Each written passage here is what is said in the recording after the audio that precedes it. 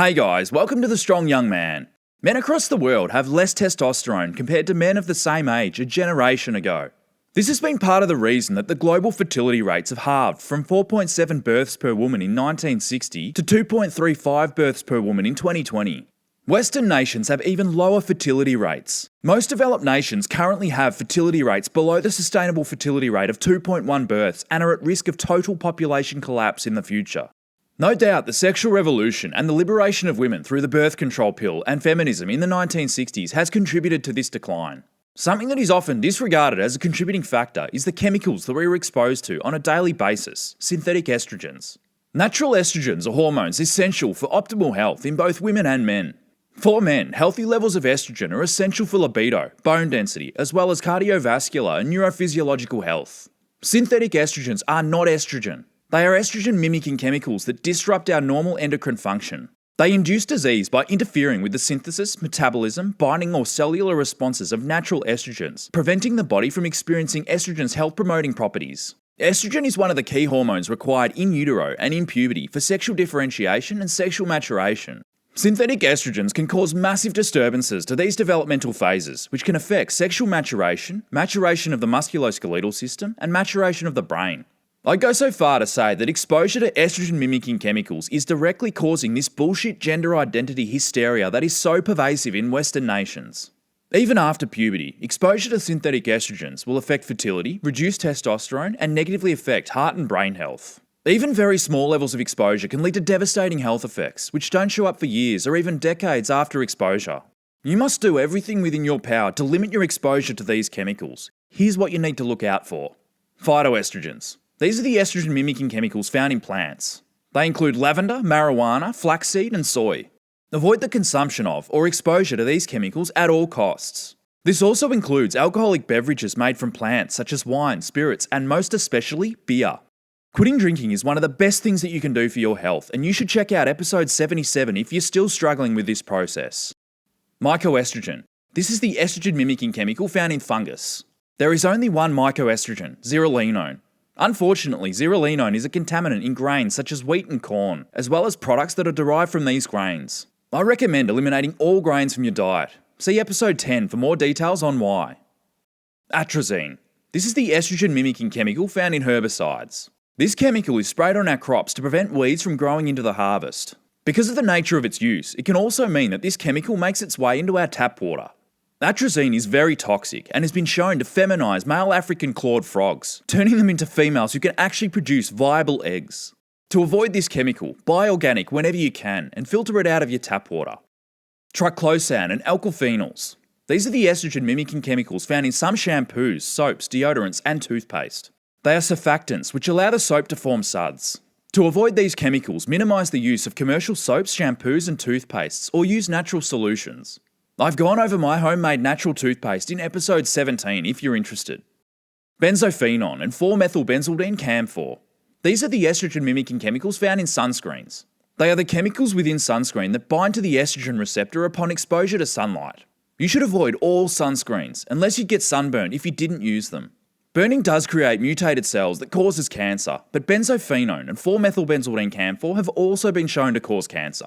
On top of this, sunlight is essential to creating vitamin D, which boosts immunity, helping to destroy cancerous cells before they take your body hostage. So a healthy amount of sunlight exposure actually protects us against cancer, and sunscreen causes cancer. The best solution then is to build up a tolerance to sunlight slowly by creating a tan that protects the body against too much sunlight exposure. Red food colouring dye number 3 and 40. These are the estrogen-mimicking chemicals found in artificial red food colouring. They are found in almost all red processed foods, but can also be commonly found in anything processed that is not red. Opt out of all processed foods to avoid this issue. Parabens. These are the estrogen-mimicking chemicals found in fragrances such as deodorants, perfumes, laundry detergents, and moisturisers. Use products labelled paraben-free or spray perfume on your clothes rather than directly on your skin. There are stores that specialise in supplying these products and they're not too hard to find. Another alternative is to shop for these products online. Phthalates. These are the estrogen-mimicking chemicals found in most soft plastics. Phthalates are mainly used as plasticizers, and they are added into plastics during manufacturing to make the plastic flexible, durable, and clear. They are found in plastic bags, labels, receipts, plastic bottles, medical devices, packaging protection, and children's toys. They can also be found in other non-plastic products such as personal care items, detergents, printing inks, textiles including polyester clothing and pharmaceuticals. These are known as everywhere chemicals because they are literally everywhere. Avoiding them is impossible, so just do what you can to limit your exposure. Bisphenols. These are the estrogen mimicking chemicals found in most hard plastics. They have been used to make certain polymers and resins since the 1950s. They differ from phthalates because they are used to make hard plastics rather than soft plastics. Because of this, bisphenols such as BPA, BPAF, BPB, BPF, and BPS can be found in items such as protein shakers and food containers. Recent information has also come to light that suggests BPA is found in paper and paper products such as toilet paper, paper towel, and napkins. There is also supporting evidence to suggest that BPA is commonly added to clothes, which can be absorbed by the human body through the skin. Understand that BPA-free does not mean that the product is BPAF, BPB, BPF, or BPS-free. This is why plastic is such a toxic substance to humans, and I recommend doing everything that you can to avoid coming into contact with hard and soft plastics. 17-alpha ethanol estradiol. This is the estrogen mimicking chemical found in the birth control pill.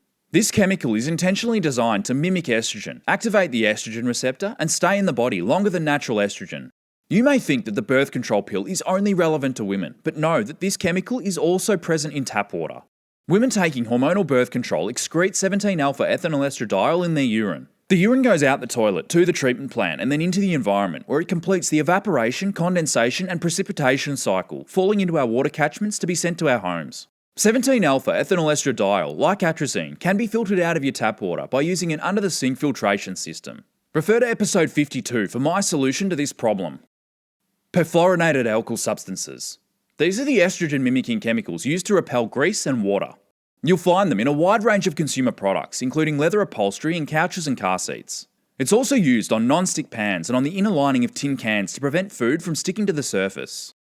All of these estrogen mimicking chemicals, once in your body, can be stored within your fat cells for up to 10 years, continuing to affect the endocrine system. You can reduce the effect of these by minimising your exposure to the products that contain these chemicals outlined in today's episode. For the estrogen mimicking chemicals already present in your body locked away in fat cells, you can remove them by burning off any extra fat that you're holding onto. Finally, you can accelerate the excretion of these chemicals by having regular saunas. Saunas encourage the release of endocrine disruptors and other toxic chemicals through the skin. Make sure you're having a shower after your sauna. You need to clear these impurities from the surface of your skin before they are absorbed back in. After showering, take the time to wipe down your entire body with a towel. Over time, as your body excretes these toxic chemicals, you'll move closer and closer to the ideal state of health. Thanks for watching today's episode. In episode 106, I'll be talking about the real cost of divorce. Subscribe and click the bell icon to be notified when it drops. Catch you then.